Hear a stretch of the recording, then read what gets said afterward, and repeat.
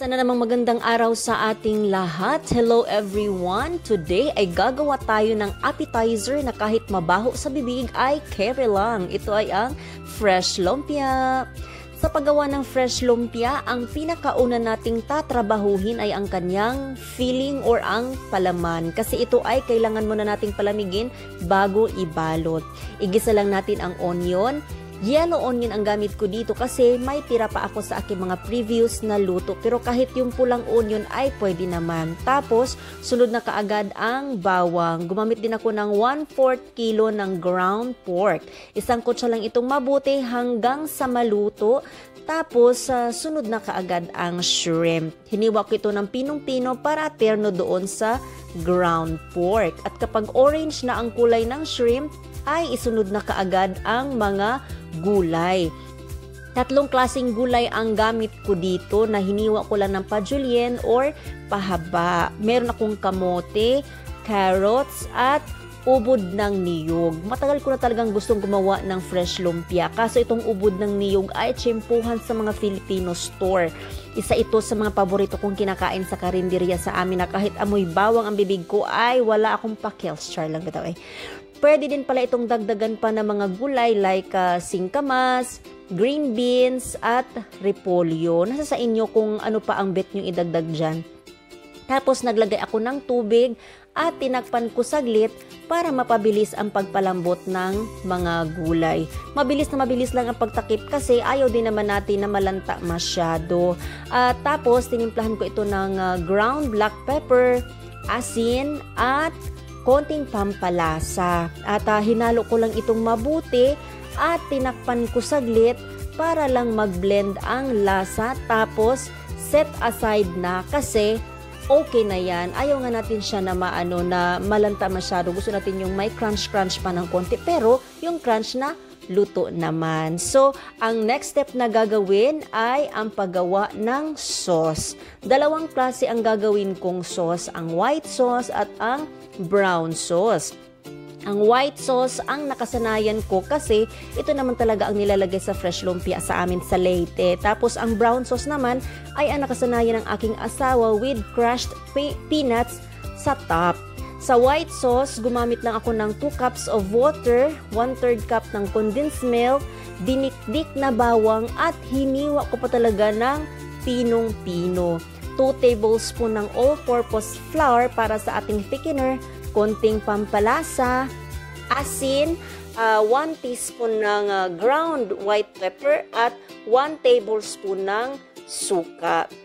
Pakuluin lang itong mabuti hanggang sa maluto ang suka at lumapot ang mixture. Nung maluto na, sinalaw ko ito para matanggal ang bawang na mga bits-bits ng bawang. Tapos, proceed naman sa brown sauce. Same amount lang ng water ang gamit ko na 2 cups. Tapos, 1/4 cup ng brown sugar at 1 tablespoon ng soy sauce. At dinagdag ko na din ang natirang bawang at tinimplahan ko din ito ng pampalasa. At sa thickener naman, gumamit ako ng 2 tablespoon ng starch, cassava starch, na dinisolve ko sa 2 tablespoon din ng tubig.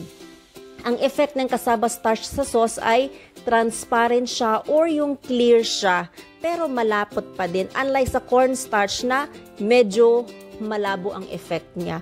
Paghaluin lang ito mabuti hanggang sa lumapot ang mixture at ready na yan. Mabilis lang talaga ang mga sauces na yan.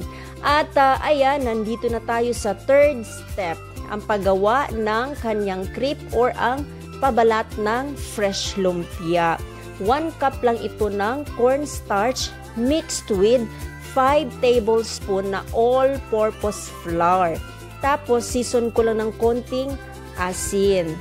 At nilagyan ko din yan ng 1 tablespoon ng cooking oil at i-dissolve natin ang dry ingredients sa 2 cups of water. Saka naman natin haluan ng 2 itlog. Paghaluin lang ng mabuti hanggang sa wala ng mga lumps. At to make sure talaga na smooth ang mixture ay sinala ko ito ng 2 beses. Tapos, start na ding lutuin ang pabalat. Gamit ko ang crepe pan greased with cooking oil. Gumamit ako ng 1/4 cup na takalan para same amount of mixture talaga per crepe.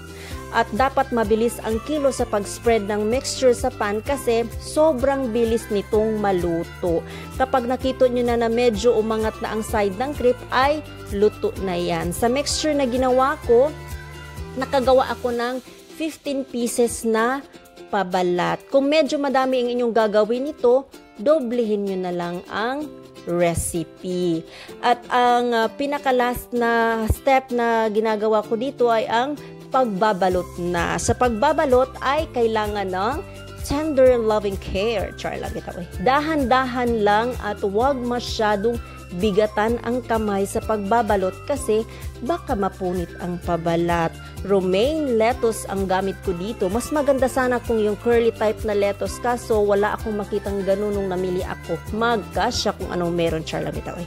Ang paglagay pala ng palaman ay depende sa inyo kung gaano kadami.